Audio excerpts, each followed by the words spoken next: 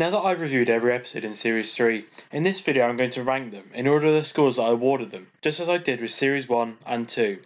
Keep in mind this is all my opinion, and I expect your lists might look very different. Leave your episode rankings in the comments. I'd be interested to see how yours compares to mine. Without any further ado, here's my ranking for Series 3. My least favourite episode of Series 3 is the Lazarus Experiment.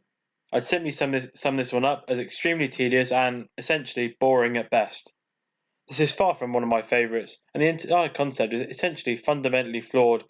How are we supposed to believe that this is a fluctuation of Lazarus' DNA that's just locked away in human genes? I mean, really?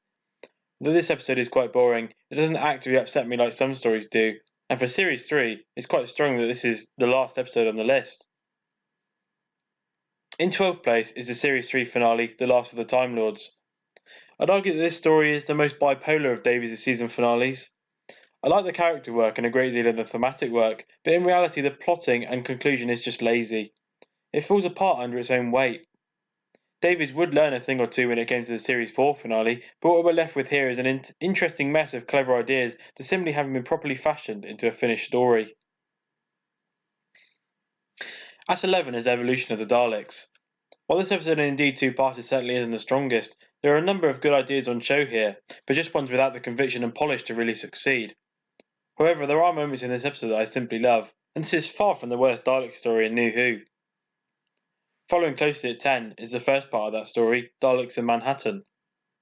This episode is an ambitious adventure and an okay setup for the next part, Evolution of the Daleks. Already it's a bit overloaded, and the cracks are beginning to show, but it's far from rubbish. Placing the Daleks in 1930s New York seems a staggeringly ambitious proposition, but it does kick the two-parter off with a relatively big bang.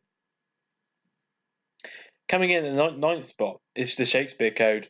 This episode certainly isn't the strongest of the season by far, however it provides a nice bit of foreshadowing and setup, hinting at things yet to come, and does have some great moments. The rather safe and occasionally quite postcardy portrayal of British history aside, the Shakespeare Code is more interesting as a rather novel form of arc building for the show, but it's an episode that certainly can be described as rather filler in the grander scheme of things. At the 8th spot is Gridlock, written by showrunner RTD. Gridlock is a tremendous piece of television and a fabulous piece of Doctor Who. It's a smart and clever script. One well handled and beautifully put together. It's a testament to how well Davies and his team have come to understand the art of making Doctor Who over the previous few years. Although it's certainly not one of my favourites or the best, it's certainly very enjoyable and does a lot of work towards the payoff at the end of the series. In 7th spot on my list is The Sound of Drums. I really don't think this episode is too bad. Yes, it has its problems, but it certainly isn't as bad as the episode that follows. The wheels do come off in the resolution, but I think that Davies' three-part finale has no shortage of ambition. However, Davies has always been better at characters and theme than plotting, so keeping a plot moving consistently across 3 stories may have been a bit too much to ask. Already in the second part, the wheels start to come off. Still, The Sound of Drums has its fair share of interesting and intriguing ideas, just a lack of cohesion to really cement them all together. However, I do love John Simm as the master. Next on the list is 42. This was a fair adventure for the Doctor and Martha with some nifty visuals and character moments, but mostly lacking in the suspense it needed to be working so hard to achieve. Nonetheless, it's always entertaining to watch David Tennant and Freema Gaiman work together. Even the less of the Doctor's adventures carries enough entertainment value to make it worth the hour. 42 in retrospect is a classic. Claustrophobic, tense, with major character developments from the 2 leads, it stands as one of the most underrated gems of Series 3 for me. 5th in the ranking is the Series 3 opener, Smith & Jones. I'd argue that Smith & Jones does an exceptional job kicking off the 3rd season of the revival, and stands as one of the best season openers in the long history of the show. The Jejuna are a great introduction, arguably one of RTD's best, and Anne Reid does a fantastic job as a Plasmavore. One of my all-time favourites from the Davies era, and definitely the best opener from him. And number 4 is a fantastic Utopia. I mean, I just love this episode. I'd argue that it is a much stronger episode than the 2 that follow, even if it isn't the most ambitious Doctor Who script ever written. Still, it's fabulous stuff that does an excellent job with all the characters involved, and demonstrates just how good RTD can be, as long as bringing one of the most iconic characters from the classic Who in the new series is concerned.